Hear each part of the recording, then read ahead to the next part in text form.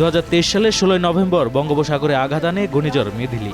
এতে নিখোঁজ হন এফবি এলাহি ভরসা নামের একটি মাছ ধরার ট্রলার সহ 17 জন জেলে। অবশেষে দীর্ঘ 2 বছর 3 মাস পর খোঁজ মিলেছে সেই 17 জেলের। পরিবারের একমাত্র উপার্জনক্ষম ব্যক্তি নিখোঁজ থাকায় পথে বসেছে পরিবারগুলো। নিখোঁজ জেলেদেরকে দেশে ফিরিয়ে আনতে দ্রুত সরকারি পদক্ষেপের আকুতি জানান স্বজনরা।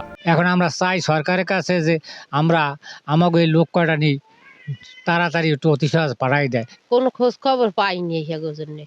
এখন একটা খোঁজ খবর আইছে, হেরা বাঁচছে আছে 17 জন, 17 জনই বাঁচছে আছে। আমরা সরকারের দ্বারা এইটুই দাবি জানাই যে আমাকে লোকটা একটু যেন তাড়াতাড়ি আনিয়ে দেয়। আবেদনের প্রেক্ষিতে জেলেদেরকে দেশে ফিরিয়ে আনার উদ্যোগ নেওয়ার আশ্বাস মৎস্য কর্মকর্তার। ওনারা নিখোঁজ হয়েছেন আসলে অনেক দিন আগে, তো আমরা চিঠি পেয়েছি ওনাদের কাছ থেকে, আবেদন পেয়েছি সম্প্রতি। সবকিছু প্রস্তুতি সম্পন্ন করে ফেলেছি। আমাদের যে চিঠিপত্র সব লেখালেখি শেষ, শুধু আমরা অপেক্ষায় আছি উনি একটা এনআইডি কার্ড দিলে বাকিটা আমরা প্রেরণ করে দেব। জীবিকার তাগিদে বঙ্গোপসাগরে মাছ ধরতে যাওয়া উপকূলীয় জেলেদের সিংহভাগই নিম্নবিত্ত।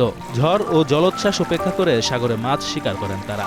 ঝড়ের কবলে পড়ে প্রতি বছরই নিখোঁজ অথবা সাগরে ডুবে মৃত্যুর সংবাদে বরগুনার আকাশ ভারী হয়ে ওঠে। Sanjit Hasnat, green news desk.